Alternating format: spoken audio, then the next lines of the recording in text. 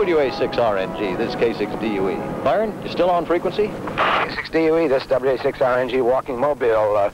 Right, Roy, I'm still here. How have you been? Oh, just fine, thanks. What are you up to? I'm taking my constitutional with Betty. Where are you? You'll never believe it. I'm in Long Beach, aboard the Queen Mary. Seemed like a good day to take the tour. Break. Go ahead, Breaker.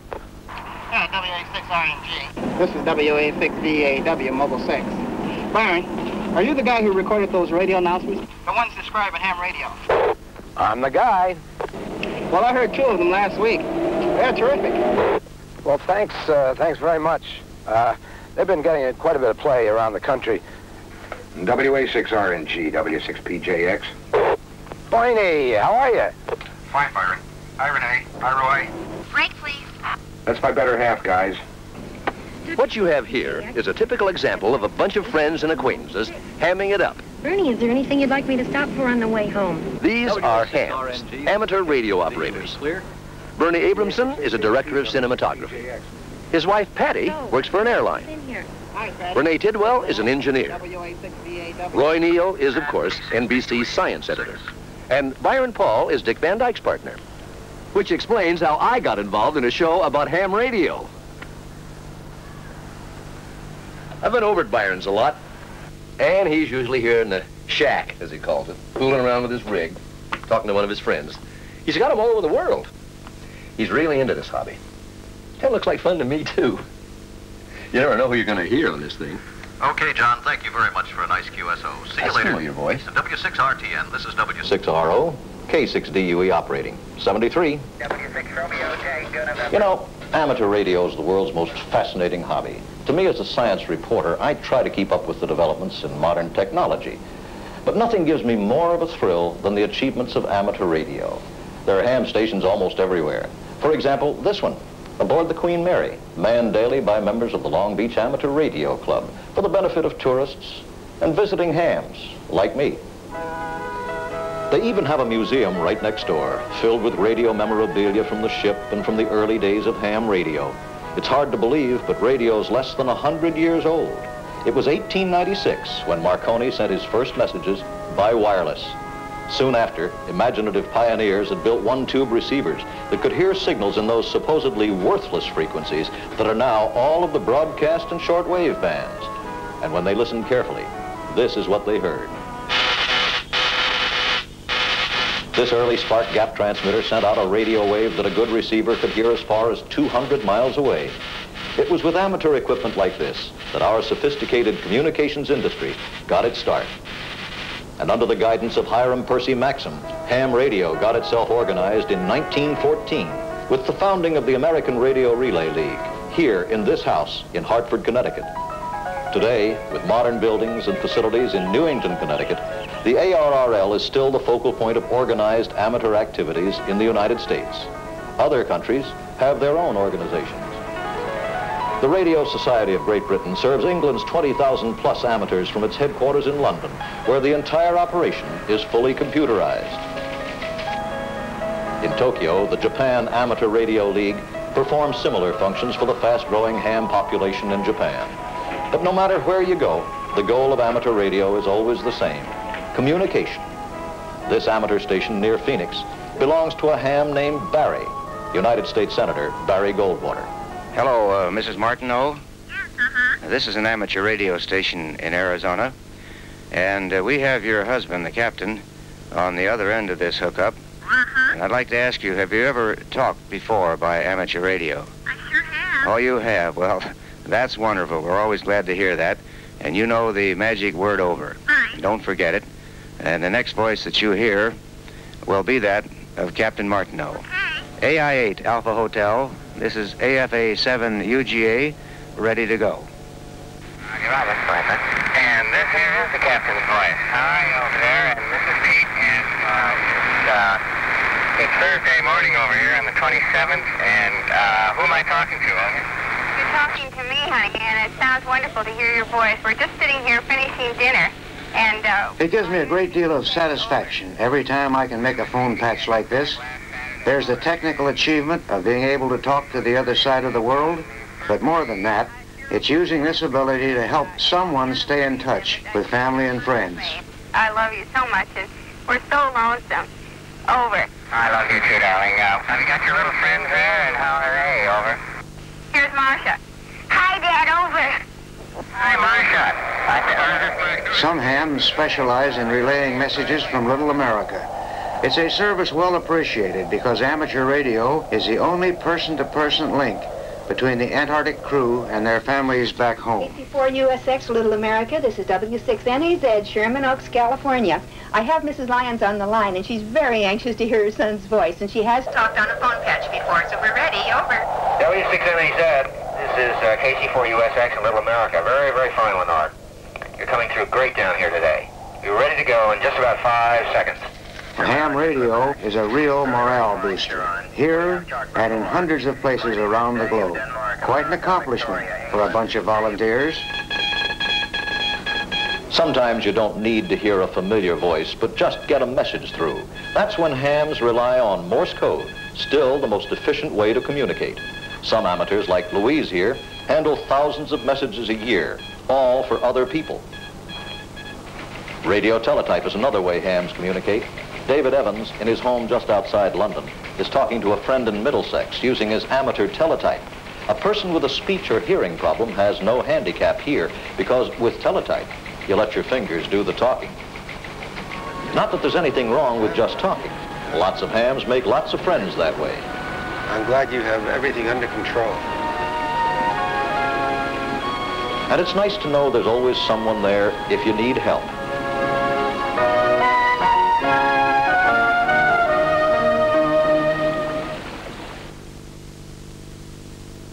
April Mell is putting her hobby to work in the St. Jude Hospital Rehab Center. This is KL7IZZ, Anchorage, Alaska. The handle here is Harley, Harley, like the motorcycle. Go ahead, April. KL7IZZ, WD6BPT, back again. Well, thanks so much for giving us a shout, Harley. You have a great signal down in here today. But let's get the group here to introduce themselves. We're on for radio time today with some of our rehab patients, and they're very eager to say hello to Alaska. So here's the first gentleman. Say hi to Harley. Harley, hello, in Anchorage, Alaska. And my name is Paul Stream, and I'm from Lorbetten. I could never say that. Watch me, and we'll do it together. Yorba Linda. Very good. Paul's been undergoing some speech therapy, and this is the second time he's joined us for radio time. That's just super. Okay. There's no way you can feel isolated or alone when you're in a ham shack. And she has a little trouble getting out the words she likes to say. There are hams in virtually every country of the world. On a given day, you might talk to this station in France. Call sign F8RU. Or CR9AJ in the Portuguese colony of Macau, a tiny peninsula off mainland China. Torres is the only ham here and a very popular fellow. Tuning the bands, it's very likely that you'll hear one of the 500,000 or so stations in Japan, the country with more amateurs than any other in the world. Japanese ham stations are every bit as sophisticated as you'd expect them to be. There's a lot of activity at 4U1 ITU in Geneva, Switzerland. This well-known station at the International Telecommunication Union is often operated by visiting amateurs from other countries. And as a permanent record of memorable contacts, hams exchange these QSL cards. Some hams have cards from more than 300 different countries. Here's a card from a ham in Virginia, K4LIB. His name is Arthur Godfrey. The advancements in amateur radio in the last 10 years really are amazing. WB3EUN, WB3EJG. Hi, Lynn. Matt and I are riding horseback. How'd you make out? They didn't have everything I wanted, but I got a few things, and I got a really good book. When you compare modern VHF radios to the old spark gap transmitters of yesteryear, you realize how far radio has come and how much hams have contributed to its improvement. WB3EJG clear. With these miniaturized transceivers, many husband and wife amateurs find it easy to keep in touch no matter where they are.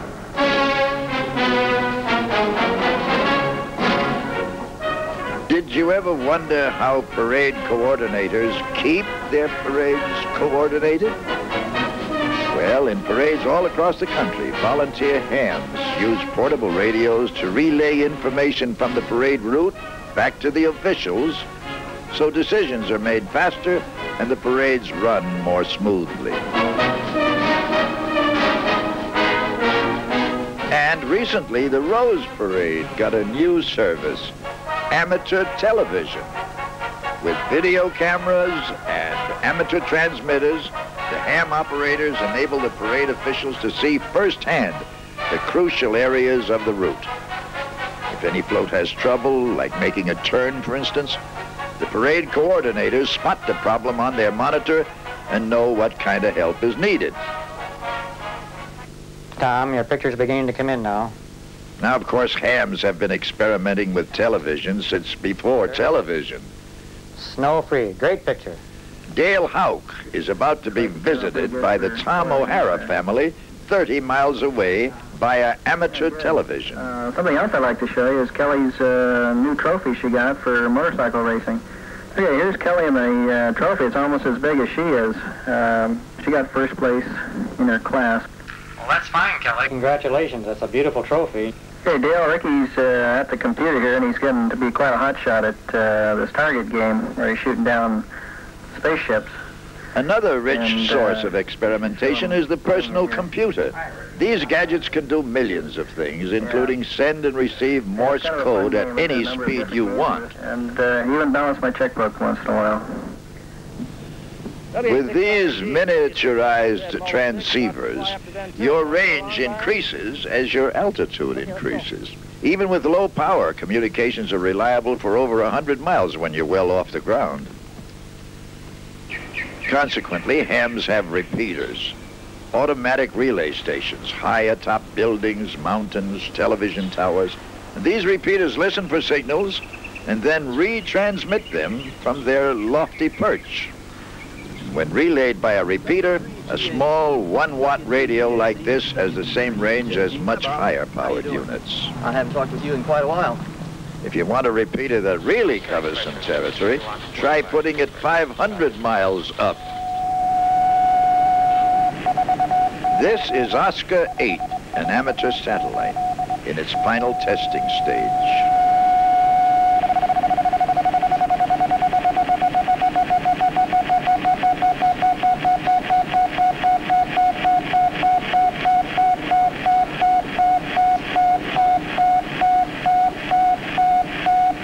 There are 2 transponders on board. One of them was built by a group in Japan, the Japanese AMSAT group. One was built by the AMSAT group in Washington. The Germans built the battery charge regulators, and the Canadians built some of the control circuitry. And it's really an international effort. It takes a lot of work from a lot of people to complete a project like this, but it's worth it. Because with amateur satellites, hams have reliable, long-range communications using small antenna and less power than an average light bulb. And when the first Oscar satellite was launched into orbit, it was another noteworthy success added to an already long list of amateur radio achievements. Juliet Bravo Kilo, this is Japan, Yokohama #1, Juliet Yankee 1. I'm receiving you. Not only is amateur radio a hobby of vast technical diversity, it's an avocation which attracts people from every walk of life and level of society. And, my complete call sign is Juliet Yankee #1, just the 2 letters and the 1 number. My handle is Hussein, Hotel, Uniform, Sierra, Echo India November, and the QTH is just northwest of Amman, Alpha, Mike. This is King Hussein of Jordan, one of the best-known amateur radio operators in the world. The ham with whom he's talking doesn't realize he's talking to a king, but most hams do know who belongs to the call sign JY1. Bye-bye, and all the very best of 7, please. Delta Kilo 2 Oscar Charlie, DK 2 Oscar Charlie. Delta Kilo to Oscar Charlie, this is Japan, Yankee 1, Juliet Yankee 1. Good afternoon to you, my friend. 5x9, go. Okay, real fine, Your Majesty. Your 5 and 9 likewise into West Berlin. West Berlin is the location, and my name is Uli, United London, Italy. We work here, sell Whiskey Alpha 3, Hotel United Papa, and we're running an ICOM 701, a solid kilowatt linear amplifier behind, and the antenna is a TH60XX up about 225 feet. JY1, DK2, Oscar Charlie. DK2 Oscar Charlie, Roger, my good friend, thank you very much indeed. You have a very solid signal into this QTH near Amman, the capital city of Jordan, 59 plus.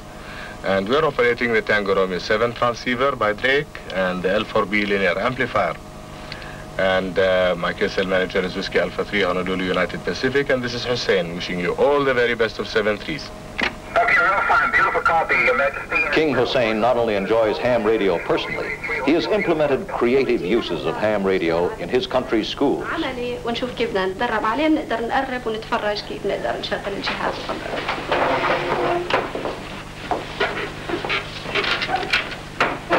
مغلق. أول شغلة إنه نفتحه على on، بعدين نبلش ندير الجهاز، نحطه على excite mute، بعدين عندنا هون كمان CQ. Japan Yankee 5, Hotel Florida calling CQ15. CQ.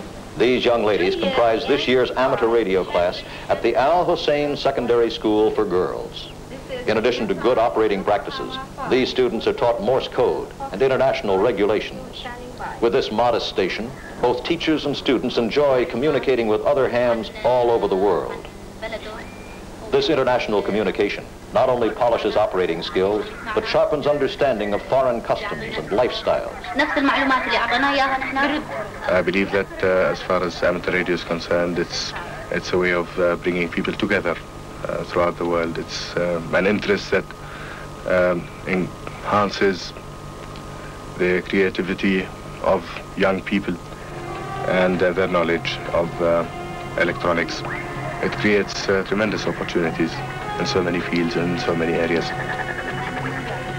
It's somehow appropriate that here, in Jordan, one of the first areas of the earth inhabited by intelligent man, a creative use of amateur radio is helping develop this nation's scientific community.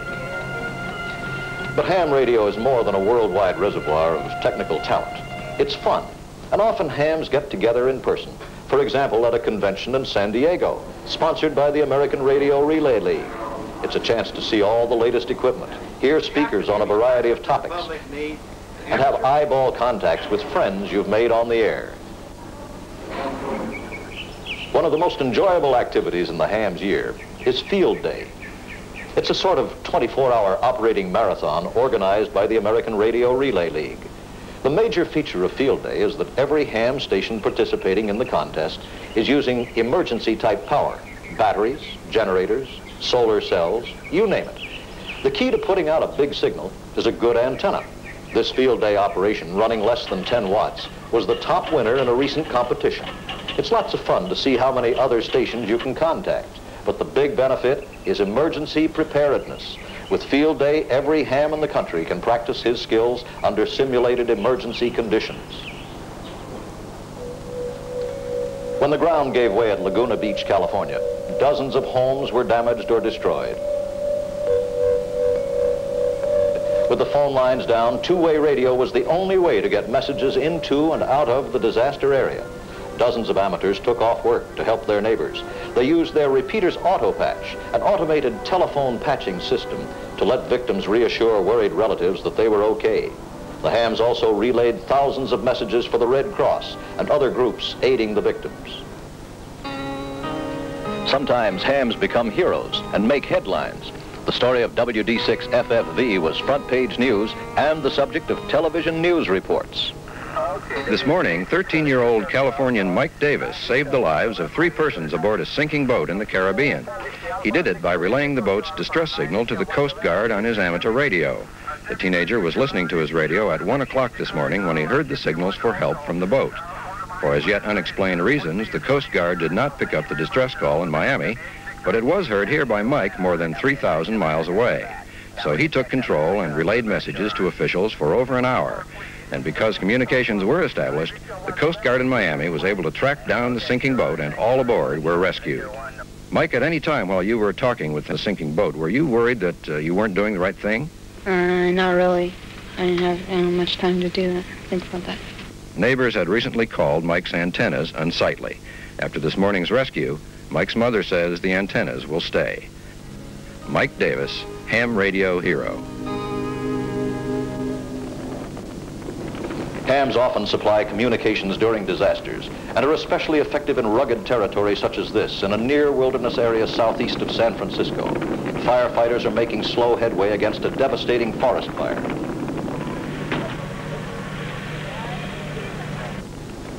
With stations at all fire camps, volunteer amateurs provide supplemental communications for the firefighting organization. We're going to have more activity in the Carmel Valley, and we need the coverage. Well, I agree with that. But that's the only thing that's getting in there. We got some other problems down here. We have used the ham operators the most as the camps are getting organized.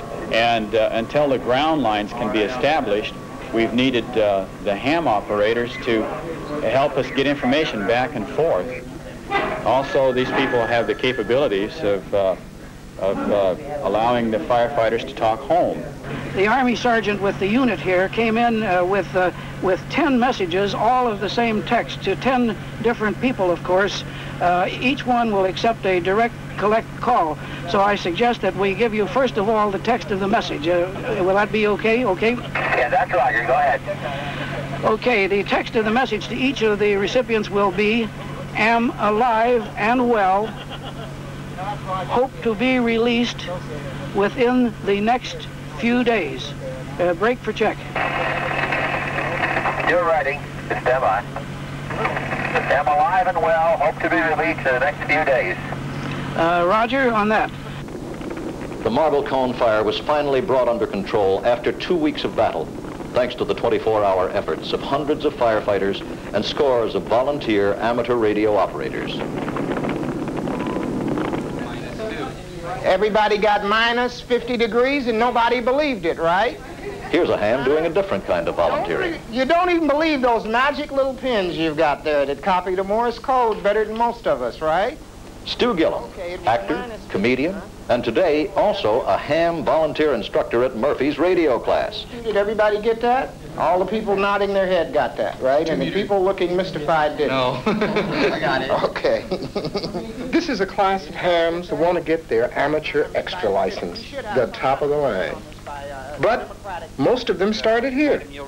This is the class for people who don't know a thing about radio, but they want to get in on the action.